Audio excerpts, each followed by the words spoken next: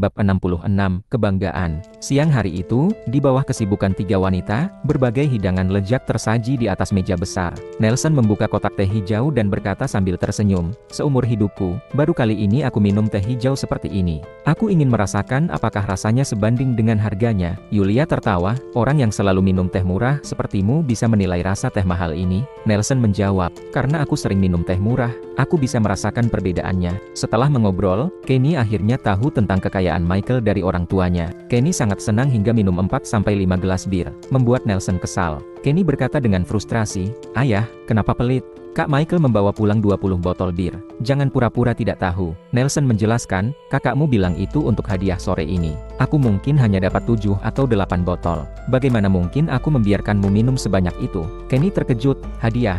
Teh hijau jutaan rupiah itu untuk orang lain.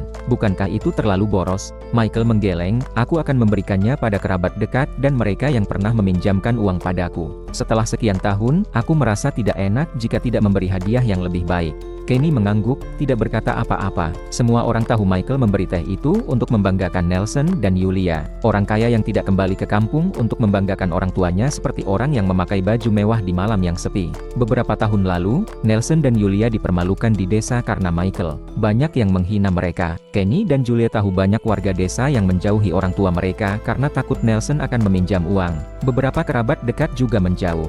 Keluarga Lincoln tidak bisa menyalahkan orang lain. Siapa yang berani meminjamkan uang pada Nelson mengingat sikap Michael dulu. Michael seperti jurang maut.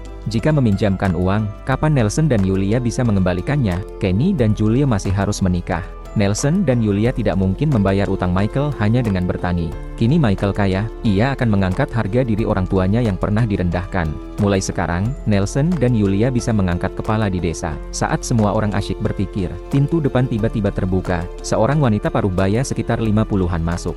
Ekspresinya berubah saat melihat Michael. Michael berkata, "Bibi Leni, silakan masuk. Sudah makan? Makan bersama?" Leni menjawab dengan senyum terpaksa, "Tidak usah repot, aku baru masak di rumah. Aku akan pulang." Leni datang diam-diam. Keluarga Lincoln tahu tujuan kedatangannya. Leni Wahyudi adalah istri Hendra Lincoln, teman lama Nelson. Nelson pernah meminjam 40 juta pada Hendra dan belum mengembalikannya. Hendra enggan meminta, jadi ia menyuruh Leni datang berulang kali. Leni baik hati dan tidak menentang Nelson dan Yulia. Nelson berkata, "Leni, silakan duduk." Ia menuangkan teh untuk Leni. Leni berkata, "Karena kalian makan, aku pulang dulu. Kita bicarakan lain kali." Leni ragu, tetapi enggan membahasnya. Michael tiba-tiba bertanya, "Bibi Leni, Rizky akan segera menikah?" "Ya." Leni menjawab dengan sedih, "Ya, pacarnya dari kota besar. Keluarganya minta mahar 360 juta. Michael berkata, "Adat memang seperti itu. Membesarkan anak perempuan tidak mudah. Bibi Leni, aku berutang 40 juta padamu dan sudah bertahun-tahun belum kubayar. Aku berencana mengambil uang tunai sore ini untuk mengembalikannya. Karena kamu sudah di sini, kamu tidak perlu pergi kemana-mana. Tunggu saja aku membawakan uangnya." Leni terkejut, "Benarkah?" Leni datang untuk menagih utang saat makan siang karena semua keluarga Lincoln pasti ada di rumah. Ia tidak menyangka Michael sudah kembali dan mereka sedang bersenang-senang. Ia enggan membahas utang. Ia tak menyangka Michael akan membayar utangnya. Michael mengangguk, "Benar. Aku merasa bersalah karena menunggak utang selama bertahun-tahun. Maafkan aku, Bibi Leni." Leni berkata, "Tidak perlu minta maaf, keluarga kita dekat." Leni tersenyum, "Michael, Bibi sebenarnya tidak ingin memaksamu. Tapi Rizky akan menikah dan keluarga pacarnya terus menagih mahar. Aku dan Hendra tidak punya uang sebanyak itu. Jadi, Bibi harap kamu tidak menyalahkan Bibi." Michael mengangguk, "Bibi Leni, aku mengerti." Leni pergi dengan senyum. Michael menyelesaikan makan siang dan buru-buru ke kota. Meskipun hari libur nasional, bank tetap buka. Michael menarik uang tunai 600 juta. Setelah kembali ke desa, ia langsung membawa Nelson ke rumah Hendra. Leni menunggu di rumah. Leni terkejut melihat 6 blok uang kertas merah di tangan Michael. Leni berkata pada Nelson, "Nelson, kamu salah. Kamu hanya meminjam 40 juta dari kami." Nelson menjawab, "Leni, anggap saja 20 juta ini sebagai bunganya." Nelson meletakkan teh, rokok, daging kambing, dan beberapa barang lain di atas meja. Nelson merasa sangat bangga. Nelson berkata, "Beberapa barang ini sebagai tanda hormat Michael untukmu dan Hendra, semoga kalian suka." Hendra berkata, "Teh hijau, rokok surya eksklusif." Nelson, "Aku tidak bisa menerima barang mewah ini." Nelson berkata, "Hendra, ambil saja. Untuk apa sungkan? Michael sudah berhasil dan mendapat rezeki lebih. Ia mampu membeli barang-barang ini." Hendra pura-pura iri. Haha, kamu pamer keberhasilan anakmu. Nelson berkata, anak sialan itu hampir membuatku mati karena kesal. Tapi akhirnya dia berubah menjadi lebih baik dan membuatku bangga. Michael merasakan emosi campur aduk melihat ekspresi bangga ayahnya. Setelah mengobrol di rumah Hendra, Michael dan Nelson pergi. Meskipun Hendra dan Lenny menolak bunga 20 juta dan barang-barang berharga itu, Michael dan Nelson tetap memberikannya. Sepanjang sore, Michael mengajak Nelson berkeliling desa untuk membayar utang dan memberi hadiah pada kerabat dekat. Sesampainya di rumah, senyum Nelson masih belum hilang. Michael sengaja bertanya, "Ayah, otot wajahmu akan kram kalau terlalu lama tersenyum. Apakah kamu merasakannya?" Nelson menjawab dengan kesal, "Haha, aku sudah membungkuk selama bertahun-tahun, dan akhirnya bisa berdiri tegak sekarang." "Kenapa? Kamu tidak mengizinkan ayahmu tertawa?" Nelson tidak peduli berapa banyak uang Michael. Itu bukan uangnya. Ia lega setelah membayar semua utang. Michael berkata, "Aku sudah melunasi semua utang, masih tersisa 200 juta. Aku akan memberikannya untukmu dan ibu." Michael membungkus 200 juta dengan kantong plastik dan memberikannya pada Nelson. Nelson berkata sambil turun dari mobil, "Baik, aku dan ibumu akan menghabiskan uang ini dengan puas." Michael berteriak, "Ayah, kenapa kamu tidak pura-pura menolak?" Nelson menjawab sambil melambaikan tangan, "Putraku punya uang triliunan, aku hanya menerima 200 juta, untuk apa aku pura-pura menolak?" Cepat turun dari mobil, sudah saatnya menyalakan petasan. Michael tersenyum dan memarkir mobilnya. Kehidupan seperti ini pantas disebut kebahagiaan. Bab 67. Satu orang makan nangka, semua kena getahnya. Pada setiap perayaan besar di desa, kembang api selalu menjadi bagian tak terpisahkan. Mulai jam 16:30, suara petasan terdengar silih berganti dari desa sebelah.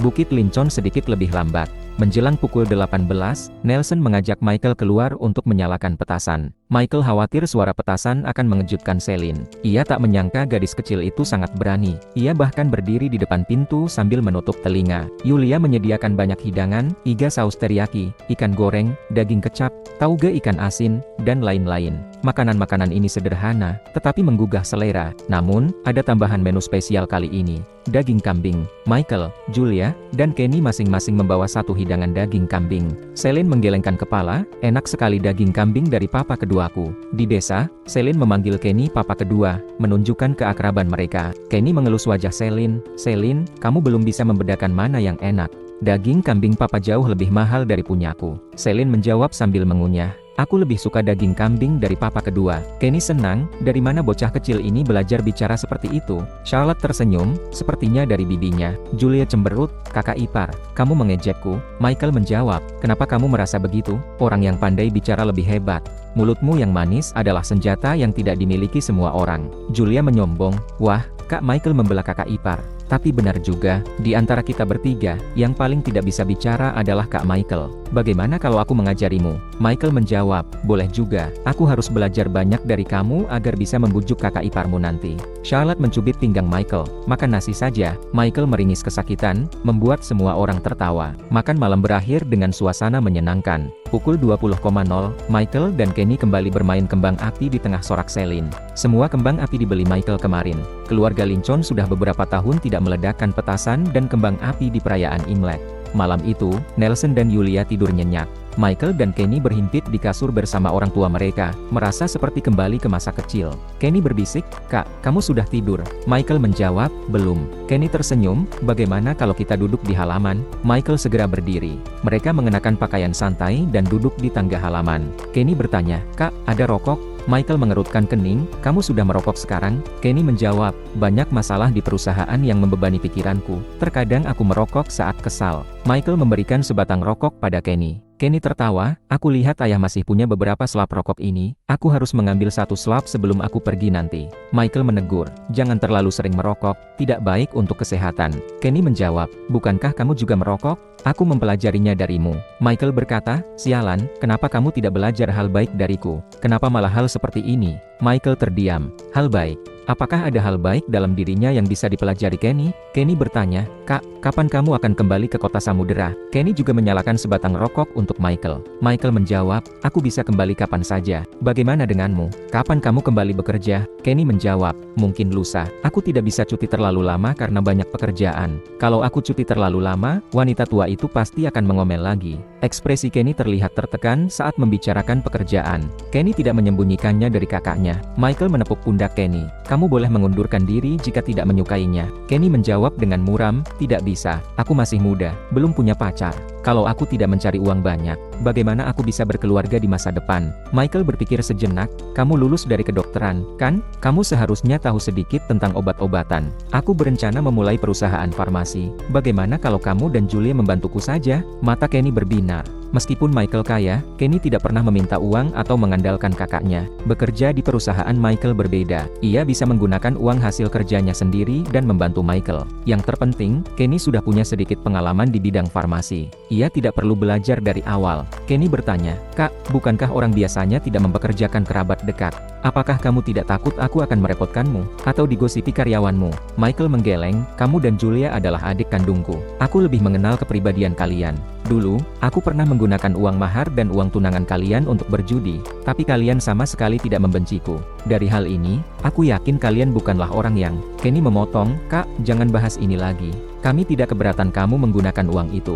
Lagi pula, bukankah kamu sudah mendapatkan uang berkali lipat sekarang?" Michael tersenyum kecut, "Baiklah, aku tidak akan membahasnya lagi. Intinya, aku percaya padamu dan Julia. Kalian akan merasa lebih nyaman bekerja di perusahaanku. Aku juga tidak perlu mengkhawatirkan kalian lagi. Apakah kamu mengerti? Michael akan tetap menghidupi adik-adiknya, tetapi mereka terlalu keras kepala. Kalau tidak, Michael sudah memberikan miliaran rupiah sejak awal. Yang paling ingin Michael lakukan sekarang adalah menebus orang-orang yang pernah dirugikannya." Kenny tersenyum, "Kak, aku bisa bekerja denganmu, tapi berapa gaji yang akan kamu berikan untukku?" Michael pura-pura tidak senang, "Kamu adik kandungku sendiri, untuk apa membicarakan gaji? Ini akan merusak hubungan kita." Kenny membelalakan mata, "Kak, kamu keterlaluan. Aku dan Julia tetap butuh uang untuk makan. Kamu tidak bermaksud memberi kami gaji?" Michael menjawab, "Ada kantin di perusahaan." Kenny bertanya, "Bagaimana dengan tempat tinggal?" Michael menjawab, "Tidur di pinggir jalan saja." Kenny tertegun. Pada malam perayaan Imlek itu, ada yang merasa senang dan ada yang merasa sedih. Prediksi Michael benar. Saham Tesla turun drastis saat pasar indeks dibuka. Pukul 01.00 subuh, harganya turun menjadi 11,3 juta rupiah. 1 jam kemudian, menjadi 9,1 juta rupiah. 1 jam lagi, mencapai titik terendah, 7,4 juta. 3 jam setelah pembukaan pasar, investor Wall Street beraksi. Ini adalah titik terendah yang pernah dihadapi Tesla. Satu orang makan nangka, semua kena getahnya. Ini semua karena grup Hyundai dan penanggung jawab pameran mobil negara bebas tanah,